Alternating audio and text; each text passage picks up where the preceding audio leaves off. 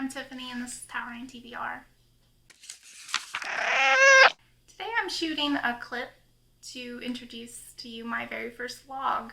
It's a bit rough, but since I enjoy watching vlogs and I enjoy making vlogs, I wanted you guys to see my first attempt. So this is just what I've been reading during the month of June. I'm reading primarily books that are by or about queer people, although there's definitely a few that aren't. Alright, without any further ado, here's my first vlog. Hi, welcome. I finished this comic Bingo Love by T. Franklin, and I wanted to talk about it. I gave this 5 stars. It was so good. So the comic is about 2 young black girls, Hazel and Mari, and they meet in middle school and they become best friends and then they become girlfriends. But because this is the 1960s and because they both have religious parents, their love is not allowed and they are separated. And this is their story of finding each other nearly 50 years later and having a second chance at love. It was sweet, it was heartwarming, it's just... On the one hand, I feel sad that they didn't have as long as they could have if their relationship had been accepted earlier. However, what they had was so special, and I'm really amazed by how quick I fell for these characters and was excited for them. Additionally, I went back and reread the first couple of pages after I'd finished it, and it hits differently. Yeah, that was cool the way it opened and ended, and definitely recommend reading this not only once but twice so you can get the whole story. I will do some inserts of what the artwork looks like, although the cover does show a pretty good of what the artwork looks like.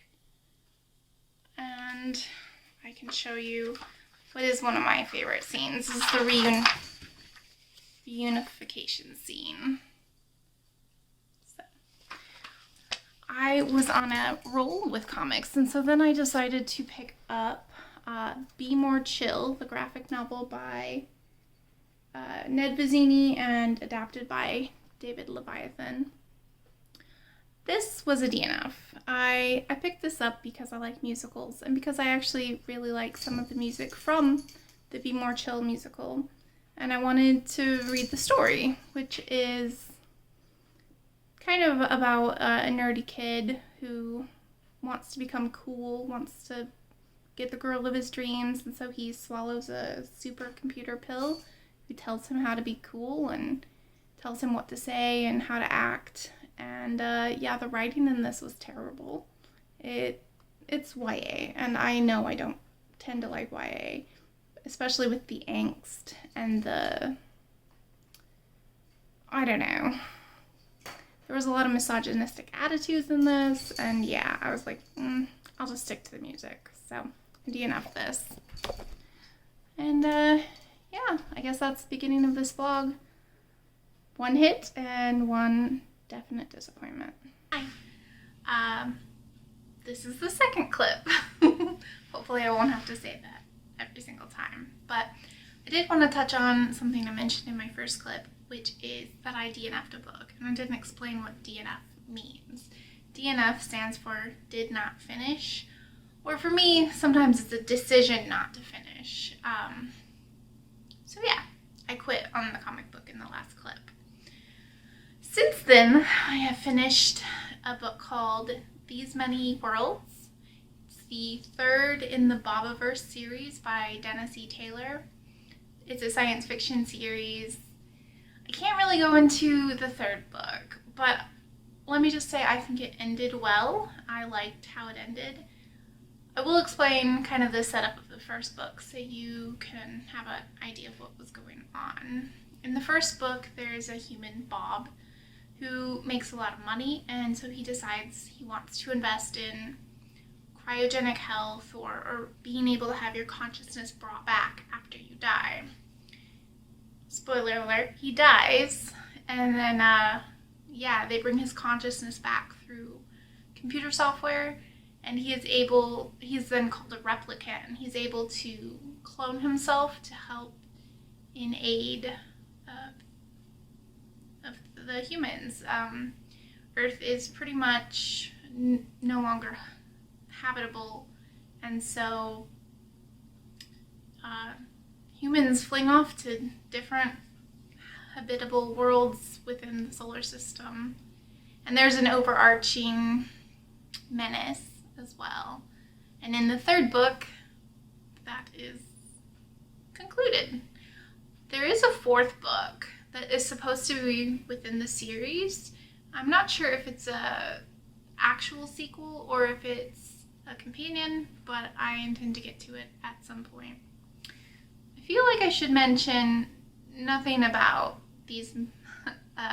This book is queer. But I had to finish the series because book 2 ended on a cliffhanger, so that's what I wanted to do. I'm hoping to get to some more stuff soon. I'm kind of a little bit paralyzed about what to pick up next, but it will probably be sci-fi. Alright, because that's just the kind of mood I'm in. I don't think I have anything else to mention. I will update you when I read more. Hey, since I last updated you, I've read a couple of more things. The first thing that I picked up was I found through my library Hoopla app, I found that Bingo Love, the comic that I read earlier, has a jackpot edition in which different writers and different artists kind of just tell snippets of stories based on the characters, and they have all sorts of different art styles and stuff like that. It was really cool. I like reading comics on my tablet when I can't get them in person. I will insert a few examples of the different art. I thought it was really enjoyable.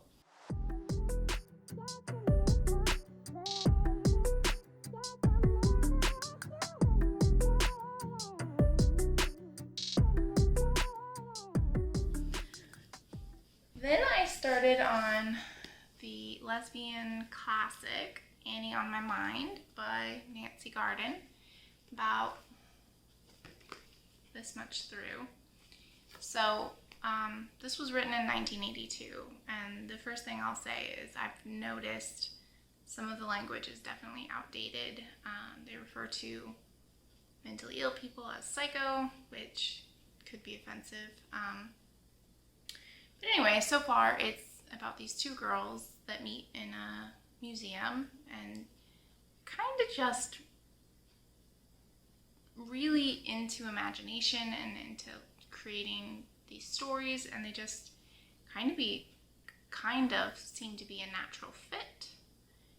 So far it's really cute. I like it. It's definitely YA before YA, was labeled, but I'm enjoying it so far, and I'll keep going.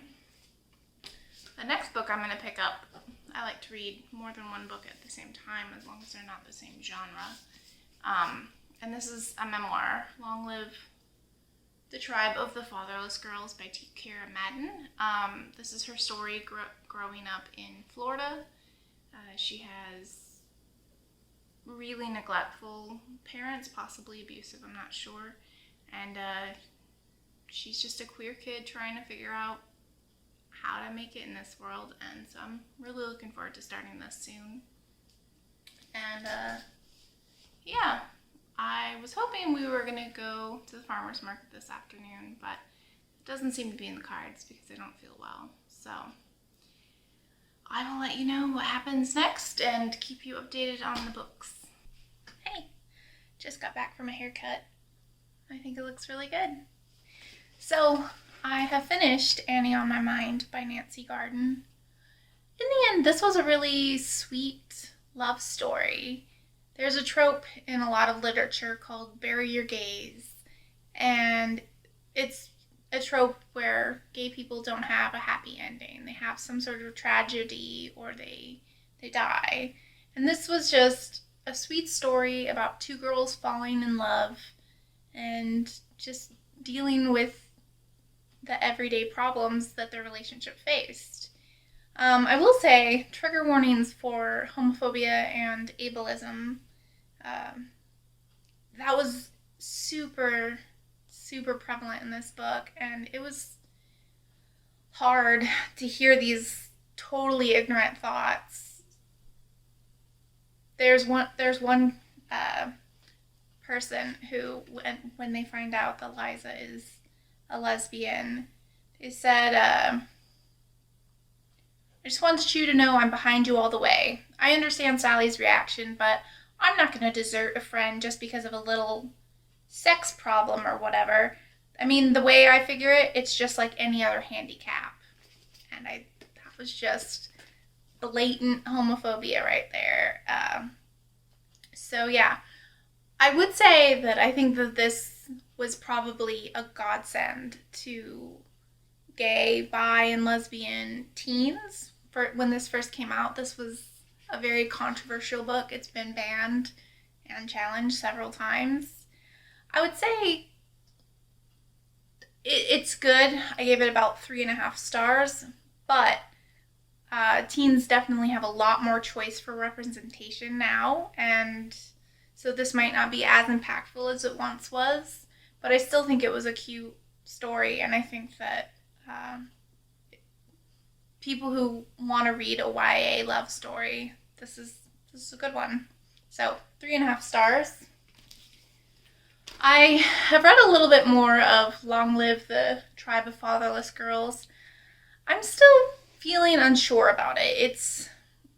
It feels really unorganized, and so yeah, I'm not loving it. I'm gonna give it a little bit longer, and then I may DNF it. We'll just see. But nothing really wrong with the story. It's just I wish it had more of a narrative structure. So, yep. And I will probably pick up another book, although I'm not sure what yet. So we'll see. But I think we'll be ending this vlog on Wednesday. So I might have time to finish another book. I might not. We'll see. Well, thanks for joining me. I'm going to read some more, and I'll update you soon. Bye. Okay, so I finished Long Live the Tribe of Fatherless Girls by T. Kira Madden today, and I think I'm going to give this 2 stars. I kept waiting for it to pick up, and it just never did. She tells her stories, or rather memories, in a non-chronological order. They just kind of feel like separate essays and vignettes, and I don't like that disorganization. We'd be talking about her childhood, and then she'd flash forward to her as an adult now, and then we'd flash back to another part of her childhood, and it wasn't very cohesive, so I didn't like that. I also feel like her writing is not very polished. I'll give you an example. It's really redundant, unfortunately. And then I see her, and my mother sees her, and she sees us, and we see her. It's impossible to say which comes first. It's impossible to say much more than we saw her. I didn't care for the writing either. And honestly, I'm quite disappointed because some of my favorite booktubers really liked this book. And for me, it's a miss. What I will say for it going as a positive, it's raw, honest, and unflinching. She talks about a number of really difficult subjects. I would say trigger warnings for homophobia, racism, eating disorders, sexual assault. I mean, there's a lot of trauma in here. So if you're at all sensitive, look those up before you read this. But But other than that, I can't really recommend it. However, that ends our vlog week, so I'll just recap what I've read through the week. I read Bingo Love and the Jackpot edition, and I gave this 5 stars, and the Jackpot edition I gave 4 stars. I finished Annie on My Mind, which I gave 3 or 3.5 stars. I don't quite remember. I also finished my audiobook of my science fiction story that I read, These Many Worlds by Dennis E. Taylor. And I finished Long Live the Tribe of Fatherless Girls. So, some hits, some misses, but overall a pretty good reading week. Thank you so much for joining me. I would love to know if you've read any of these books. Leave a comment down below if you have and what you thought of them, or just some other recommendations if you have any. Thanks. Bye.